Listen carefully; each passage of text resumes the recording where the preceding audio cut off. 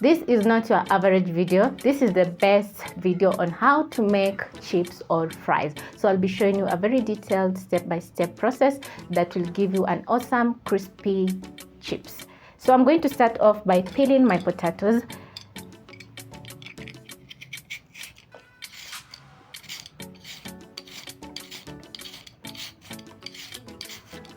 I'm using a vegetable peeler. You can also use a small paring knife.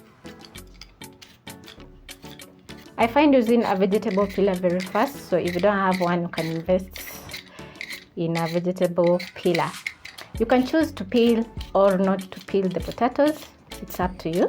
Today I'm going to be peeling the potatoes. Also, when buying potatoes for fries, make sure you buy large potatoes.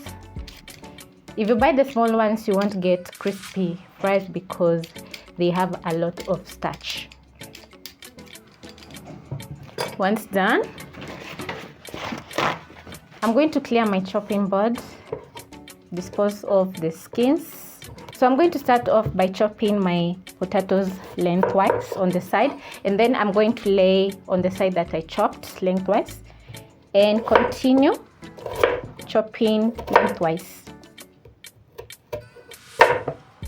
Next, I'm going to stack the potatoes in a stack, lay on the side that is flat and chop into fries. Immediately I cut my potatoes into fries. I'm going to place the fries in a bowl of cold water as I chop the rest. The reason being the potatoes may oxidize. So it depends if you like thin fries or thick. So I'm going to lay my potato on one side and chop into fries. Easy, right? Then I'm going to repeat the same with the rest of the potato. There are a variety of potatoes that when you peel they oxidize immediately, so you can squeeze in a lemon just to stop the oxidizing. Once done, I'm going to wash the potatoes until the water runs clear. The reason being, I'm getting rid of the excess starch. After rinsing the potatoes several times and the water runs clear, I'm going to place back the potatoes in the bowl and add cold water. Let the potatoes rest for 15 to 20 minutes before frying. So I've already drained the water. The next step is to place a pan over high flame and add cooking oil enough to fry my fries. I'm going to use a kitchen towel to rub off the excess water in my potatoes. This is a very crucial step. Once done, I'm going to transfer the potatoes into the frying pan.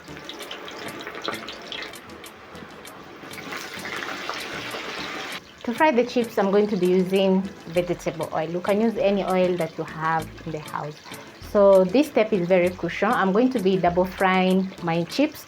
So the first step is to cook the potatoes. So that is what I'm doing. So I'm going to fry for about 4 to 5 minutes. Soaking the potatoes will help you remove the excess starch and will also help the potatoes to stiffen a little bit. So after frying, you'll get a very crispy chips. This is how my potatoes are looking after 5 minutes, and as you can see, they're still very pale.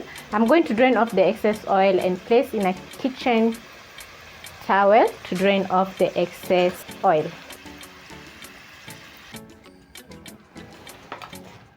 Now, this is how you crispen up your chips. You're going to let the oil get super hot so that the chips can brown on the outside and get crispy. So I'm going to give my oil about a minute.